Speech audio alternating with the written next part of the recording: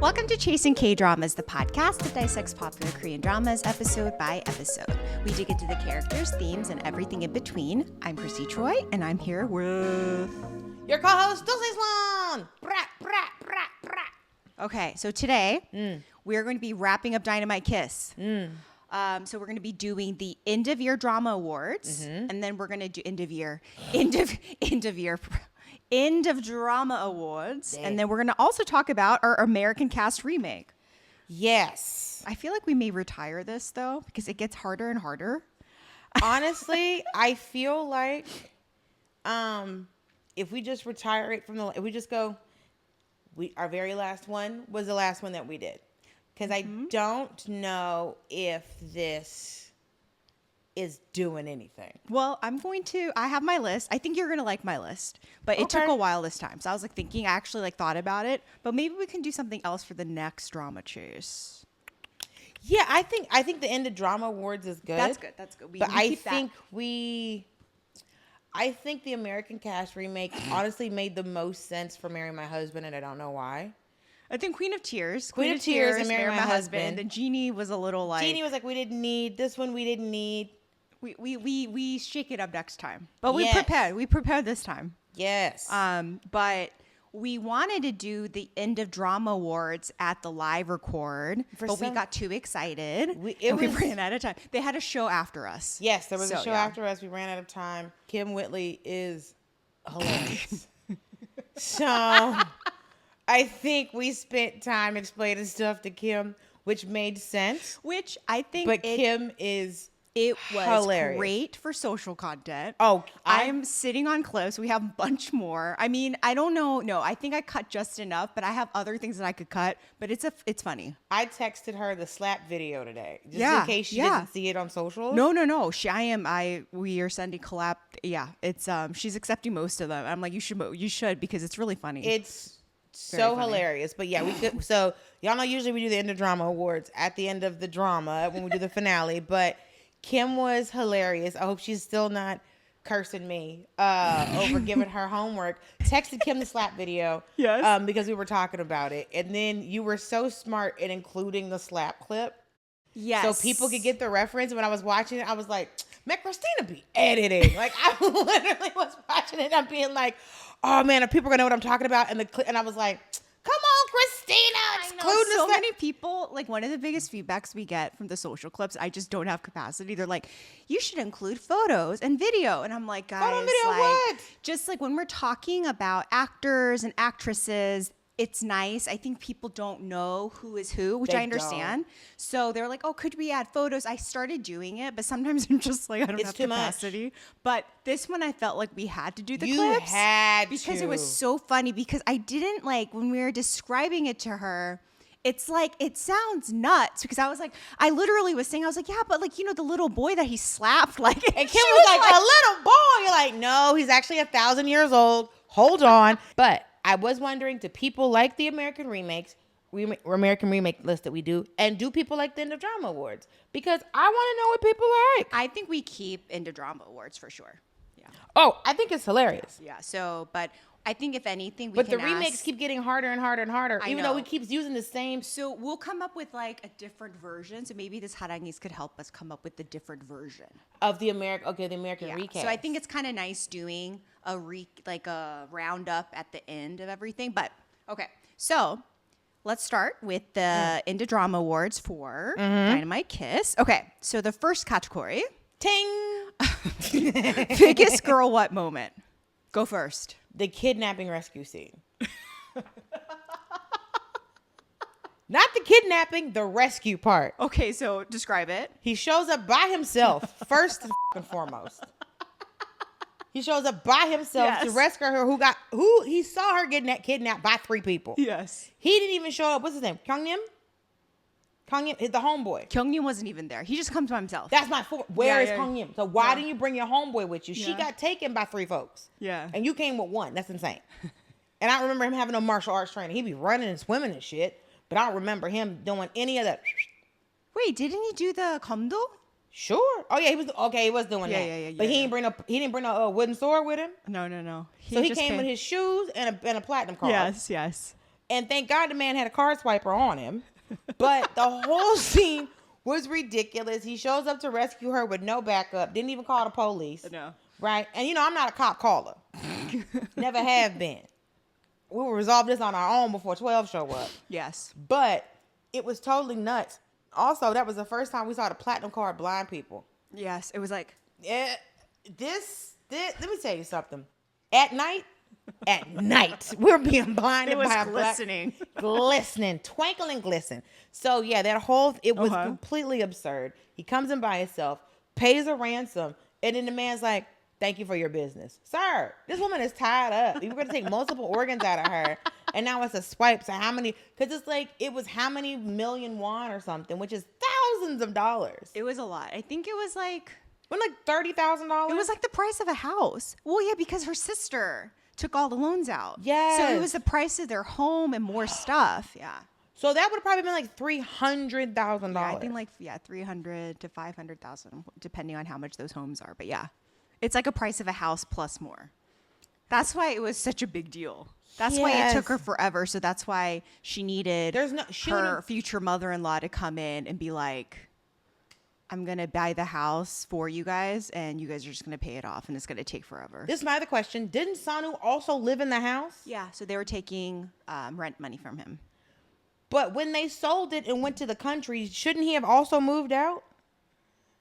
Maybe they made a deal with the new tenant to keep them.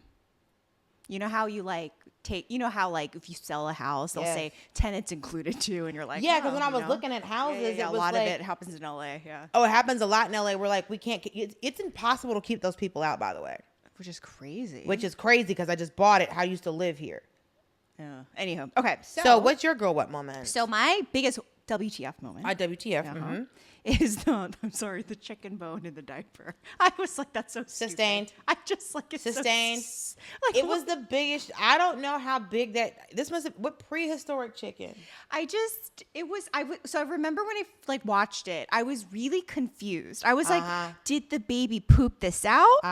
So I thought that initially. Of course. And then I'm watching and I'm like, no, it seems like the way the lady is describing the incident, she just found a random bone. So it's like we talked about this in that episode. Is it like, are the factory workers, were they eating did they order something for lunch and then they tossed? I just don't understand. And the writers, who in their right mind decided to come up with, we found a chicken bone, or we should stick a chicken bone in a diaper. So that was just it's funny actually. I know. So one of our categories is worst writing decision. And I think the chicken bone should get honorable mention. No, dishonorable mention. Dishonor on you. In the words of Mushu, dishonor on you, dishonor on your family, everybody. Dishonor on the writers, dishonor on everyone. God. It was dishonorable mention. I want you dishonorably discharged. You will not be getting your benefits. No. Also, Mushu. I loved Mushu. He was genius. Next. Best character. Yours. Tarim. Okay. I only say that because I feel like she was the one she was the best written character. I feel like because she was the female lead and because so many of these shows are so female lead driven. Yeah. They spent the most attention developing her character, now there were some very goofy things, but she's sweet. They spent a lot of time on her. Yeah. Good. Lead. Good. My favorite was Hayo. I love Hayo. Oh. I liked her. She was spunky. She was a nice trouble girl. She's nice. She's spunky, confident.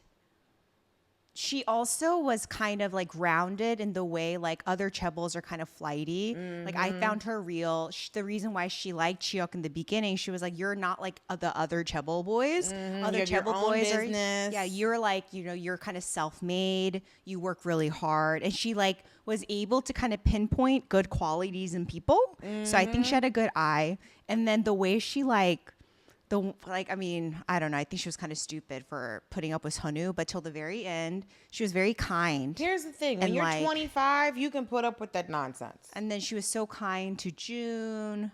And even when he was I don't like you, she was still well, I'm still going to go help you find your son. I know. know. And then she's also kind of nice to her parents. Her parents like kind of neglected her. She talks about it. Truly. But like she's very like obedient. Like she's a good character. I really liked her. I liked her. Now, worst character. Okay, for me, Tarim's ex. I mean, he was a very memorable character. He was only there for like 2 episodes, right? I mean, I feel like he imprinted something in my brain. Oh, we're always going. It's going to be like a Danny Glover scenario where you're always going. Like a girl I was friends with, she hates Danny Glover to this day because of the color purple. She doesn't see him in as anybody else. That man's been listen. Don't care about none of them other movies that man has been in. He is Mr. and he will stay Mr. in her mind until one of them hits the dirt. That's so funny. And so I think that actor, I think if I see him in something else, is gonna be like, I'm always gonna think wilted spinach when I see him. Or limp wilted spinach. Okay. My worst character, Sano, because he was playing in people's faces. He honestly needed to get his ass whooped. Truly, because this is emotional manipulation. First, to tell me you like me and say that you don't because you realize I probably didn't like you back and say it's a prank, punch in the mouth. Then the way you were playing in Ha Young's face, because there ain't nobody. How come when he couldn't find his son, he didn't call Tarim? We talked about it. Kim's like, maybe she didn't pick up, and I was like, touche. Maybe she didn't pick up. Maybe I was he like, did where's call her. Tarim's mom? She's like, they're in the country. They didn't have time, and I'm like, oh. I don't know. Sure, they're far enough out. Fine, they ain't got no car. But yes, Sanu, the way his character. Also, they wrote him like they didn't know what to do with him. I've never seen a second lead stop pursuing. I just feel like they really hated him. They really hated this character. I feel like he's based on a real man.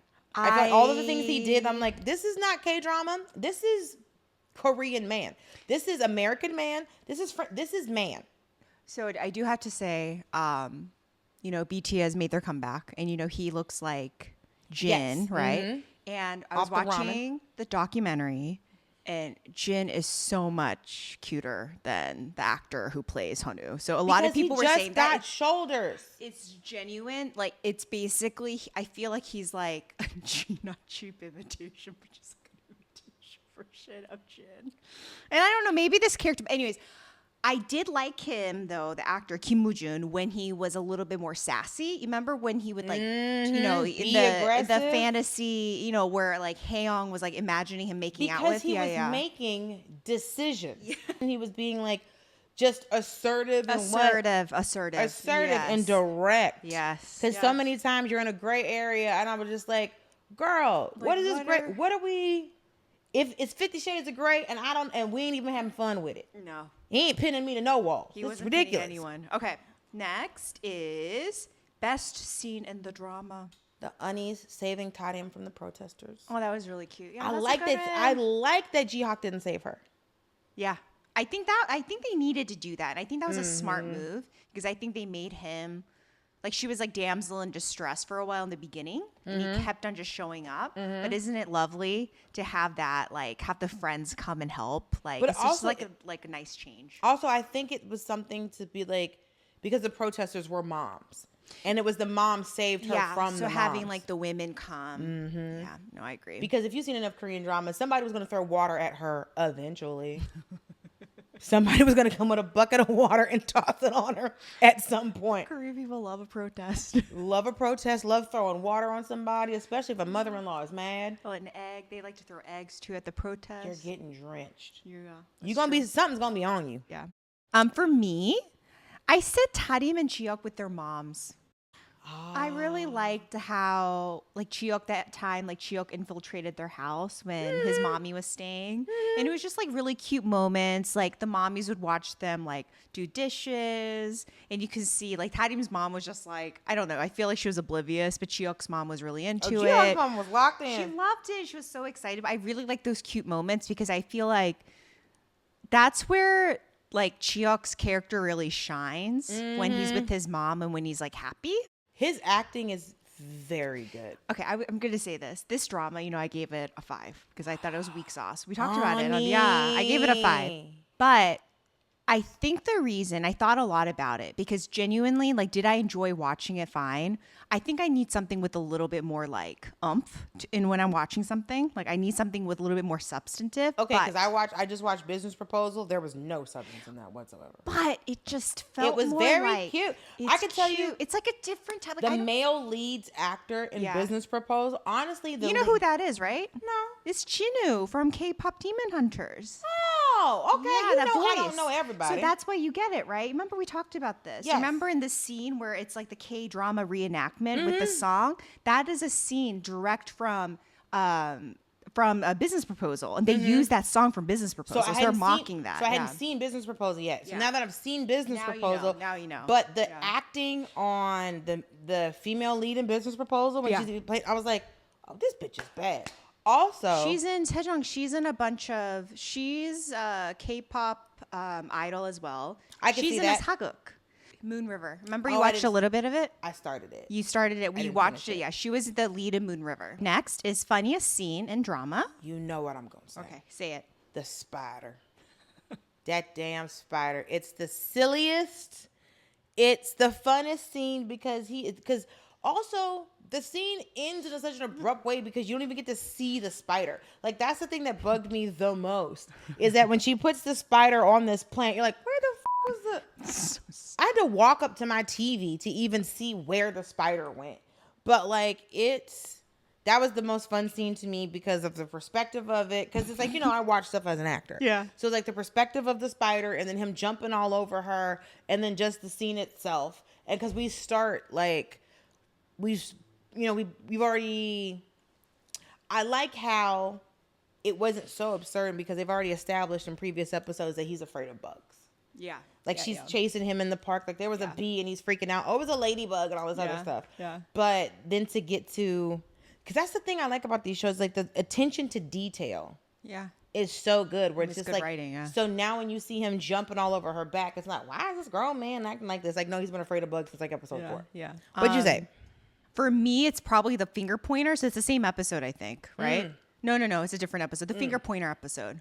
When she pulls out the fucking finger pointer. Oh, yeah, because she uses that weird ass AI voice or whatever. And she's like robotic and she's like, 알겠습니다. 사장님, 이거 하겠습니까? Like, da-da-da-da-da. And I was like, what is happening? It's called creating distance. It's so stupid. So that was my funniest. Best trope.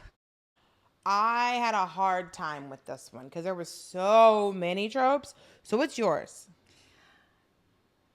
So for me, I said the Cinderella trope. One thing that was very memorable for me is when I watched the first episode, it took me back.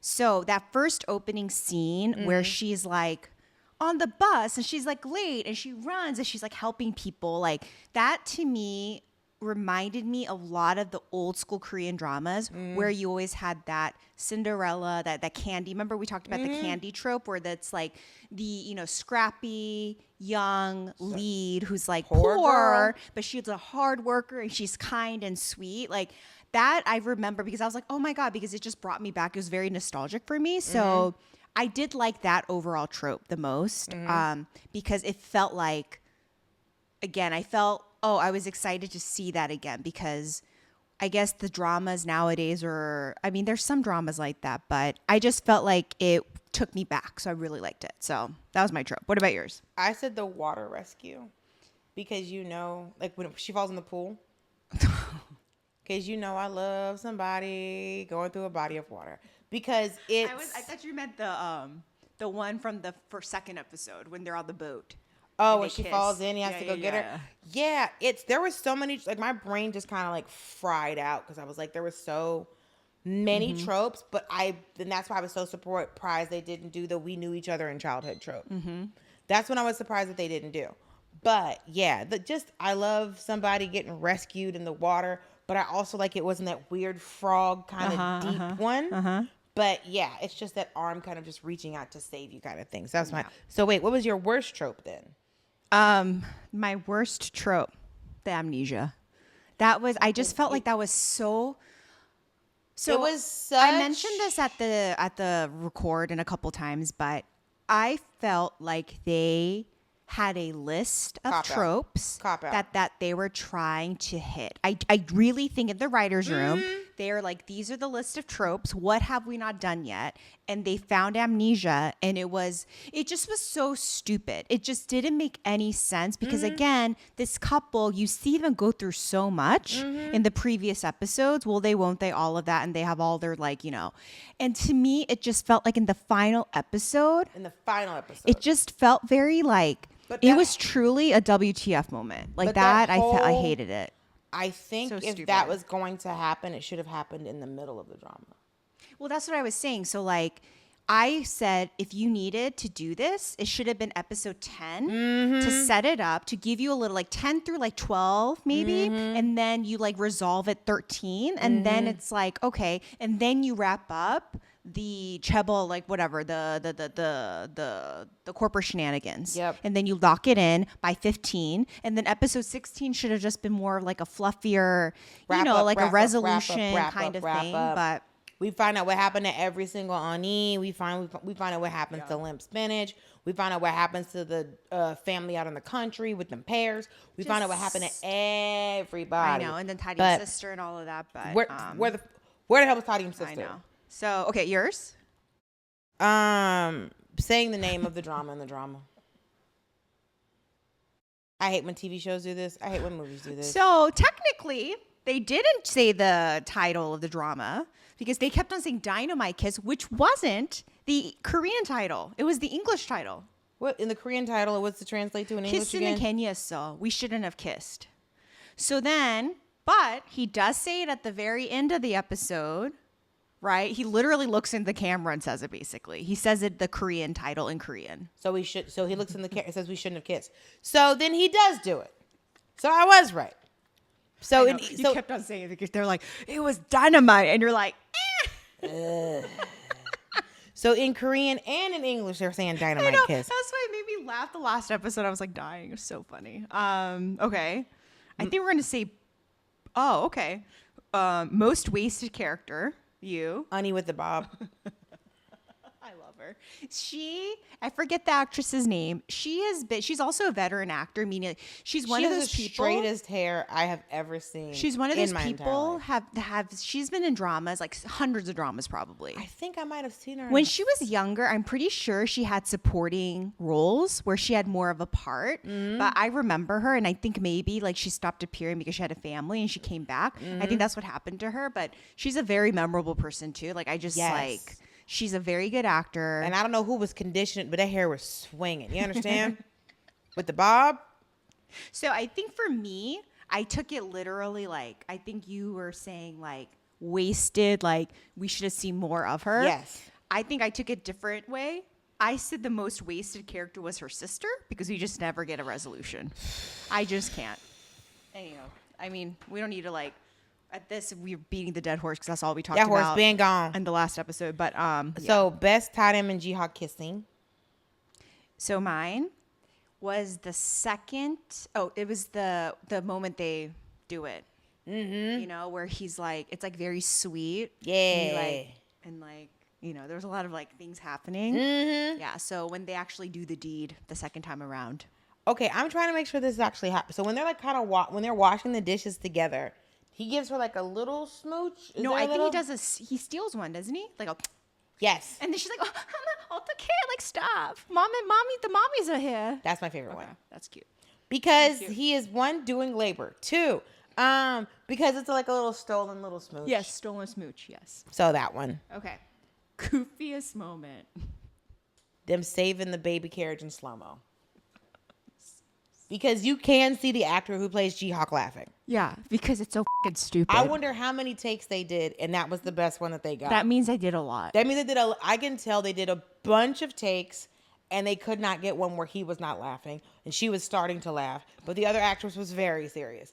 But yeah, but that was my goofiest moment. Them trying to save their baby carriage. I'm sorry.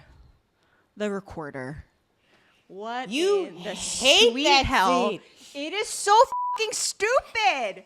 Why the fuck is she playing that fucking recorder. Why is she copying that song? Like, why? What would you have rather her been playing? Hot cross buns? No, she shouldn't have been playing a recorder at all. He's like cooking for her. Why can't she just watch? Why is she playing the recorder? Because she couldn't bring that big one in there with the strings on it. That was, again, these people are on drugs and they're writing this.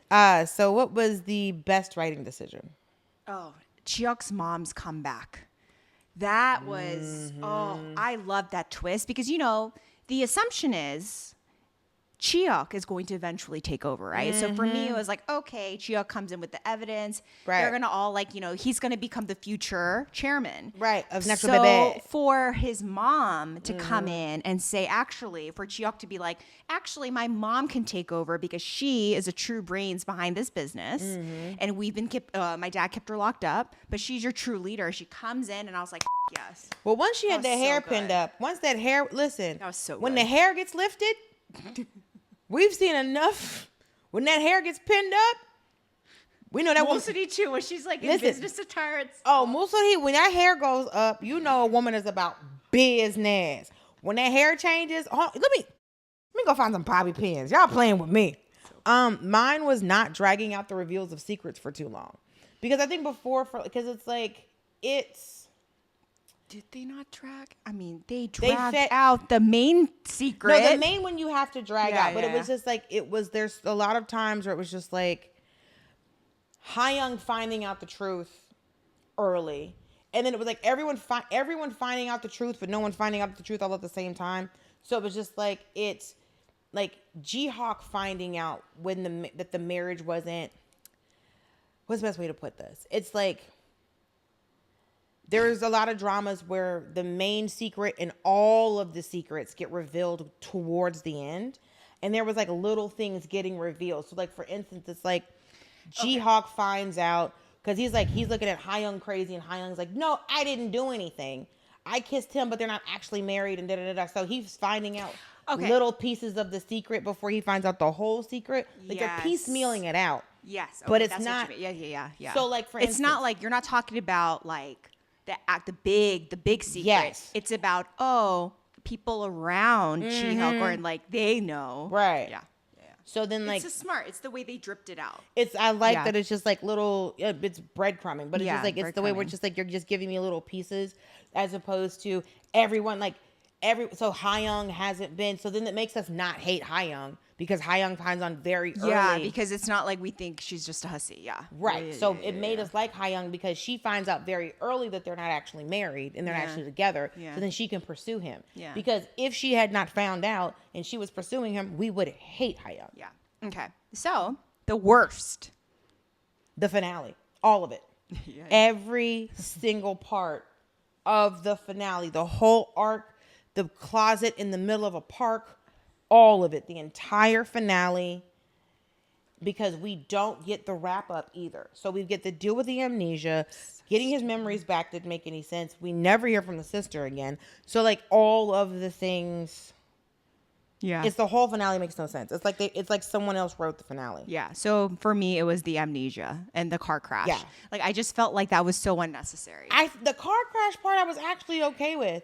But what I would have preferred, hand-to-hand combat. I would have preferred. No, I don't think I said it would have made more sense. I really don't think it made sense for Taeyong to have that much resentment towards Ji-hyuk because we never understood why. Yes, he beat him in business. That's what I'm saying. So I think I said in the last episode, I wish Ji-hae was the person who hit Ji-hyuk with the car. I absolutely wish that Ji-hae was the one that hit him with that car. Because I understand, I get it. It's probably intense when the sister's doing that, but I thought that would have made more sense because we understand why she's so upset. But her plans never work because she doesn't have the edge needed to really make She's not that mean. That's why she couldn't hit him with the car. Yeah. Because if she would have hit him with the car, we'd have been way more shocked that she hit him.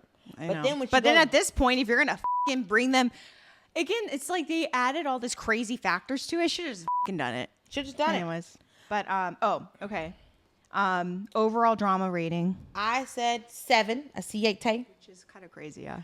Because I couldn't give it an 8 or a 9 or a 10. Nope. Because of the finale. Nope. Because we don't hear about the sister. Nope. You made the second lead stop pursuing the first lead. And then the chicken bone. The chairman slapping Tarim. Jihae's plans never working out. The fire. Oh, yeah. The finale. Oh, my worst writing decision. The finale, all of it, and the fire.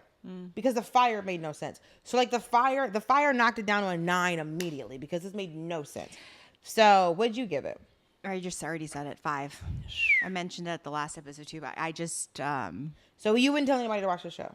So for me, I would watch this, or I would recommend it to people for the 2 leads, because I think the 2 leads, An Eun-jin and Jang Kyung, really carried everything.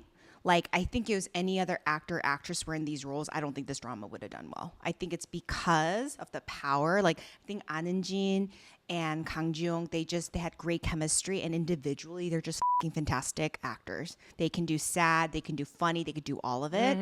But I think that's why this drama did well, is because they were good actors. But I don't know. I think it had a lot of promise in the beginning, but to me, I don't think that storyline of her keeping the secret, like her lying about her having a child and being married, I don't think it was strong enough. I don't know. So I think it just felt really like it was very, it was forced. cute, but I think the first 3 episodes, that was enough for me. So if I honestly was watching this on my own, I would have probably stopped at episode 3 or 4, because I'm like, this is kind of predictable, and this like lie is like kind of stupid.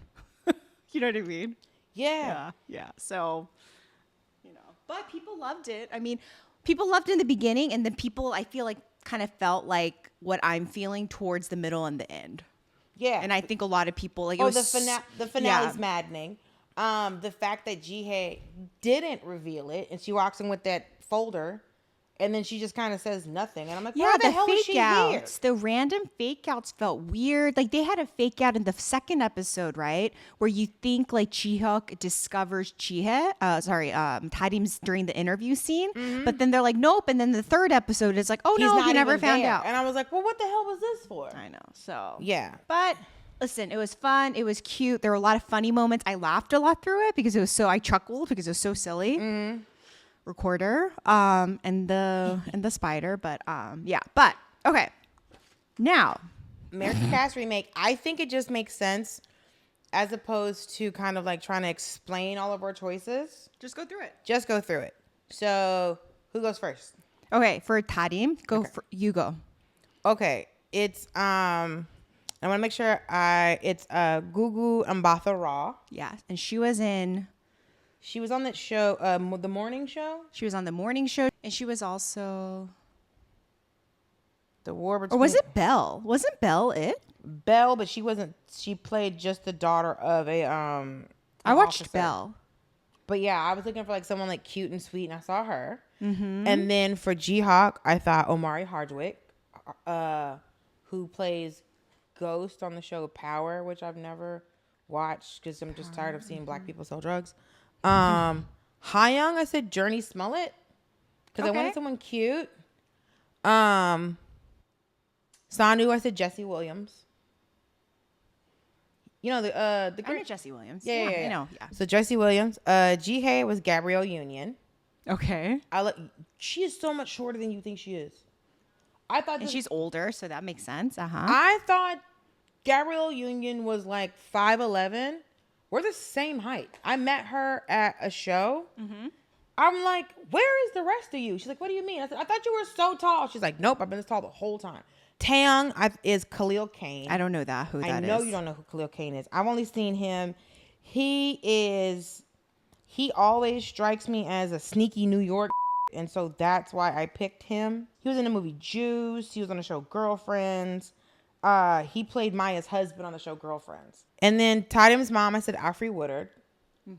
Because I needed someone who giving like this that warmth and love. And then Ji-hyuk's mom, I said Debbie Morgan. Hold on. So if you follow, I had to stop following Strong Black Lead on Instagram because it was. Oh, Debbie Morgan, yes. Yeah, so she has like, she was known for playing on the show, being on the show All My Children back in the day. Yeah. And so she like nominated for like 4 daytime Emmys. Oh, she's in Beauty and Black. That's how I know. Right. And so Beauty and Black, I keep getting clips from this show. Thomas is so into that show. Girl, it's a wild the show. show is wild. I can't. I am like, oh my God. The chairman, Clifton Powell, Yes. because if you know anything about yes. blackness, Clifton Powell, I feel bad for the man sometimes. He say playing a bad guy. Taught him sister Stacey Dash. Why? Because she's annoying? Because, you know, it's Stacey Dash. Lunatic. It's Stacey Dash activity. Okay. Stacey Yeah. Dash. Stacey Dash is giving Stacey Dash activity. The X. This is so funny. And then the X is at Eric Andre. Sure. I forgot to text him on his birthday. And I love Eric Andre. He is the sweetest man. So but funny. if it's giving someone who's going to look somebody in the face and be like, what up, limp spinach? It's Eric. I saw him at a coffee shop once. Canyon Coffee in Echo Park. And I was like, oh, Eric Andre's here. It's like, I absolutely love him. He had a little meeting and they left. Girl, his man parts were all over the internet. And it was, I mean, Okay. I'm so respectable, but man, I'm being respectful. When I thought of who in this character would you want to just, who could give me slappable? Yeah. Who would I want to see calling somebody limp spinach in the American remake? It's Eric Andre. Okay. You're going to know some people. You're not going to know all of them, but it's fine. But it's a whole thing, right? Because it's always a joke. Okay. I said Tarim. Yerin Ha. Oh, girl from Bridgerton. Hell so I like yeah. twisted it up a bit, but you know, or like switched it up a bit. I would love to see her in a comedy. Yeah, I think she's great. And then I said Chi-hyuk, Jacob Elordi. Please do not know Jacob Elordi. My God, okay. That's a lot of names. So Jacob Elordi he was in Frankenstein. So he won something this year. Did he win like the actors? Yeah, he won the SAG award for supporting. Very tall, good-looking kid. He looked like he just woke up. He was in Wuthering Heights. He looked like a lead there. He played he got them Drake eyes. Yeah. So he was in Euphoria. Yeah, so I think he's good. Hyung, I said Chase Infinity. Chase Infinity, that's not a real person. You don't okay. So Chase Infinity, she was the lead, the young girl in One Battle After Another. She's stunningly pretty. Oh, she's pretty. Oh, yeah, I didn't watch that stunning. movie. She also loves K-pop, and she has an entire dedicated TikTok, Instagram profile where she and her friends are part of a dance group, and they just dance to K-pop songs. So she's great. Cute. But she was also nominated for an Oscar this year. Like, you know, that movie was great. Testaments things that popped up. Okay. And she's going to be in the what is it? The spin-off for on Hulu, you know. Is it called The Testaments? It's called The Testament. It's the spin-off of Handmaid's Tale. Handmaid's Tale. Yeah, so she's so the lead babies there. they were forced to have grew up. She's the lead there. So I never saw it. She was basically in One Battle After Another. She plays Leonardo DiCaprio's daughter. And the way, and like, you know, she, like Sean Penn, she's basically she's playing opposite these like powerhouse actors. And she was so freaking good and talented. And she's just like, she's great. So I love her. So, and then for Sunwoo, I said Charles Melton, who's half Korean. So he's going to be in the new Beef that's coming out, season 2. Yeah, I saw. So good looking boy, half Korean, tall. Charles Melton, Riverdale. Oh, he's got the Riverdale. thing going on where his face, where like there was the guy from Crazy Rich Asians, was just like, I know you're mixed. Yeah, he's definitely mixed. Yeah, because you can see the white trying to come through. Yeah, he looks very he looks very mixed. This is very fit. So his mommy's Korean. No one's questioning. Yeah, and then Chihae. Born in Alaska. In Chihae, I said Lily James. Okay. You know, she's a British actor. She's been in a ton of things. She's stunningly pretty, but she's a little bit older. She's like an older millennial, or she's like probably a little bit younger than me. Oh, the one that can't close her mouth. She's very good. I like her acting. She's very good. She can't close her mouth though. She was in War and Peace, the BBC version. No, I've watched it. Like I watched. She's in a lot of historical stuff. And then Taeyong, because Chase Infinity is half black, I needed to get a black, like her brother needed to be black. This, Hilarious. I say Yahya Abdul Mateen. Like him. I love him. You need to watch Wonder Man. I told you this. Like, he's so good in Wonder Man. Go watch it. It's on Disney. Okay. It's really good, yeah. But I think he'd be good. I was looking at him for Such a good actor. Holy crap. I was looking at him for G-Hawk. No. Wait, the Mateen young man? Mm-hmm. I don't think he's a young man. I think he's like our age. He's good looking. I was looking at him for somebody. I think I might have been looking at him for G-Hawk, maybe, or no Sano, something like that. But I was looking at him. Yeah, I said Taeyong because I feel like he could play the bad guy. Tarim's mom, I said Kim Yeonjin because I needed a Korean woman because it's Tarim's mom. True. From Lost, and K-pop Demon Hunters. And then Chiyook's mom, this is random, I said Nicole Kidman. Hilarious. Because Nicole Kidman, she's the hardest working lady right now. She is in every single show. She has a new show out, and I forget she's working like she's getting divorced. She got divorced. That's my point. Yeah, no, I don't think so. I think she's been working hard. She's in a new stuff. She's like 2 shows or movies per year. It's crazy. She does whatever she wants. Hardest working person. I love her. And then I said the chairman, Colin Farrell. I don't know why. Because Colin Farrell, because I've been watching him in Penguin. And he is so freaking good in the Penguin. He plays, the Penguin. But he completely transforms. Like, he has a little fat suit on. His face is completely different. You would never know when you watch that show if you don't know it's Colin Farrell, you would have no idea it's him. Oh, like at the end of Tropic Thunder where you don't know it's Tom Cruise. Kind of. Yeah. Oh, yeah. I would say actually, that transformation is very similar to Penguin. But Penguin's really good. They love a fat suit instead of just getting a fat person. Yeah. And then Tarim's ex, I said Nicholas Braun. Nicholas Braun is known to play very, very silly characters. He was in Succession. He plays the cousin, and he's just a goofball. And then Tarim's sister, I said this young actress named Havana Rose Liu. She's stunning. She's like half Chinese. She was in that movie Bottoms. You know that movie that Ayo Edebiri wrote and was in? Oh, I didn't know she wrote that. Yeah, so it's a comedy.